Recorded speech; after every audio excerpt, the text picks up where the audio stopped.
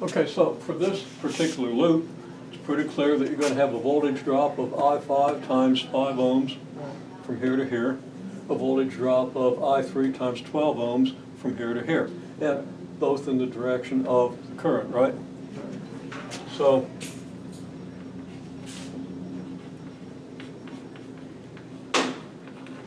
the sum of the voltage drops is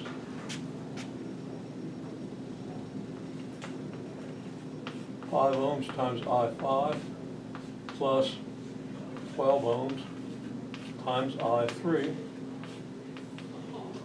And of course, that equals 0. I tried to sneak that in, but I'll just have to write it here. Okay? Now, how many nodes are involved around here? Now, we'd ordinarily go ahead and list all our loops, right? A linearly independent spanning set of loops, meaning a bunch of loops, none of which is a combination of any of the others, but which cover every possible loop, okay? Okay, so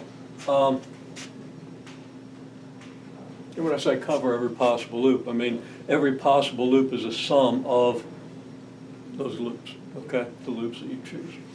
And as I've said, if you happen to choose, you get a redundant loop, a loop that is a combination of the others, as long as you have a subset of whatever loops you list that includes a spanning set, that is, includes a set that covers every possible loop, that can give you a combination of which can give you every possible loop. It won't really hurt, it just gives you extra equations and a little extra work. Okay, well anyhow, there's our voltage drops. Now, we would not ordinarily list the nodes, but let's just go ahead for examples and list the nodes that articulate with this loop, okay? Or that are part of this loop. Well, node wouldn't really be. I guess, yeah, the node would be part, but, okay. So, where do you see a node? Well, in just the tiny picture, there's not really one because there's only No, but two. we're back to the Yeah, in the big picture, yeah. Nodes that correspond to Right. this loop. Well, Those, you'll have one at the top. Where Okay, you yeah, have we got one I1, here. I4, I7, and I3, right? yeah, and what else? And then you'll have one at the bottom and then one at the corner. Okay, so we have 3 nodes there, right? And then, yeah, you'll have And another. actually 4, yeah. Yeah. But this isn't part of this loop. No. So this loop is just here, here, and here. Right. Okay, there are 3 nodes in this that are articulating with this loop. Okay? Right. So, well, we have nodes. Wrong color. Nodes.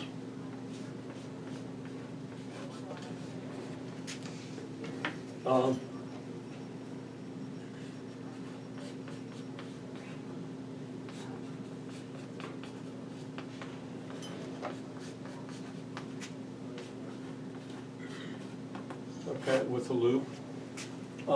And it doesn't hurt to label them, so we don't label them twice. Okay? So let's just call this node here, let's call this A, let's call this node B, let's call this node C. Okay? Well, node A, you have I1 coming in, and you have I7 going out, and I didn't draw a direction on I7 either when I added that. So. Okay, and if you drew the direction the other way, well, then you have a different sign for I7 than I do. You can deal with that. Okay, then you have I3, and you have I4. Now, conservation of charge, you can't have charge building at this point. Any charge that's in this node can't change, which means that the total current coming into the node, or if you wish, the total current exiting the node, has to be 0. Okay?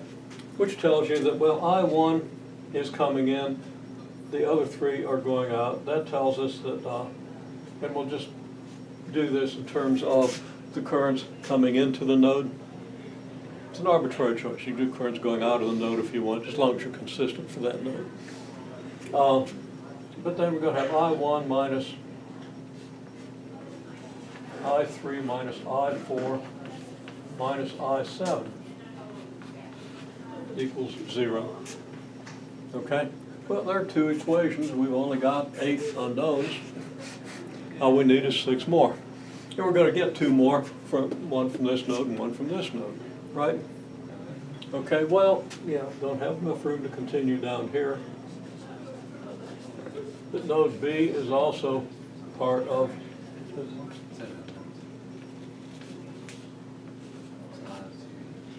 this loop. It articulates with this loop.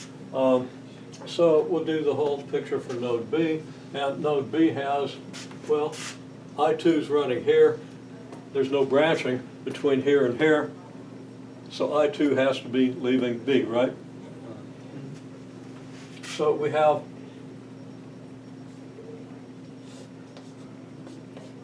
I2 here. The way I've drawn it, we have I8, and here we have I3. So that, now, we could say currents in are negative I1, negative I3, and negative I8, because they're all out, right? But obviously, if we set that equal to 0, multiply through by negative 1, we get I1 or I2 plus I3 plus I8 equals 0, right? So we can switch our thinking here. Generally, we think of total current in, but when they're all going in one direction, if they're all coming in or they're all going out, well, their sum is going to be 0, okay? I8's coming into it. Yeah. Oh, no, he drew his different. No. Okay, you might have drawn I. No, this one. I3's Yeah, I was going to say I3 is going into it, not Yeah, out of it. I3's definitely. So that should be No, I3 is going down, and I drew it down. Yeah, that's what I did. You're right. Yeah, I knew one of those was coming. yeah, because my I8 is different too. Yeah, it is but- going in. Yeah, I mean, I3. Oh, man, you gotta watch me, and you wanna be careful, so I'm glad you all did it right. Okay? I hate to have done this whole thing. Our spaceship just hit Mars. At least we hit something. At least we made Due it. to another ignorant Yeah. error. At least we made it to Mars. You know, that's good enough by itself. I don't know if we're gonna make it. Not if I'm doing it. Okay. Yeah, that's right. Yeah, So now we'll go back to the convention of in, right? you're right. So this is in, these are out. Yeah. Okay. And node C, well, yeah, I'll draw it. For node C, we have, being careful, I8 is coming in, verified. I should have never changed that convention. Okay, I5 is going out, verified. I6 is coming in, You're right. okay? Now, I want to keep these in numerical order of their subscripts, because it's just going to be easier to write down the system of equations if we don't have to rearrange that later, okay? Yeah. Although if, yeah, There is also I4, right? yeah, there's an I4. Okay. Okay, we'll get it in a minute. Okay, so here we got, yeah, I4 coming in. So the smallest subscript is 4, so it's a good thing you mentioned that. Okay? Yeah. So we have I4. We have I5. We have I8 coming in. And we have I6 coming in.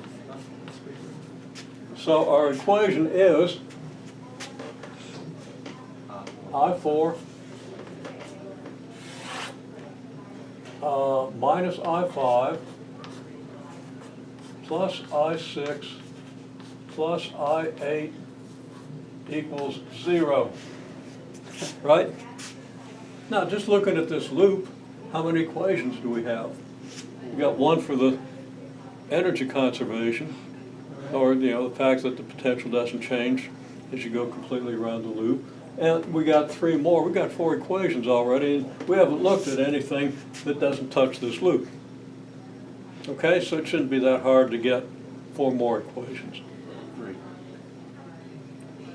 We only need 3. Well, we only need 3 if you If that's equal, right? change that to I2, let's say. Right. Or change this one to I1 because they're equal, right? Right. Okay? But just to make it simple, we'll keep all 8 and we'll just write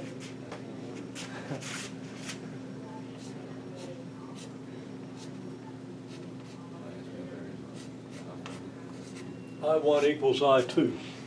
All right. I defined a node as a place we got 3 or more currents coming together. So what are you going to do about these? Well, you're going to notice that you don't have a third current there. So they have to be, the total into this point here has to be 0, which means like I2 minus I1 is 0, I2 equals I1, whatever. Okay? And I shouldn't have done that. That was careless. Okay? So now we've got 5 equations. We only need 3 more. So Nelson was right. We only need 3 more if you assume this one. Okay? So, get me 3 more equations. And, you know, that should be easy because you've got 1, 2, 3 more loops. Okay? And do you have any other nodes?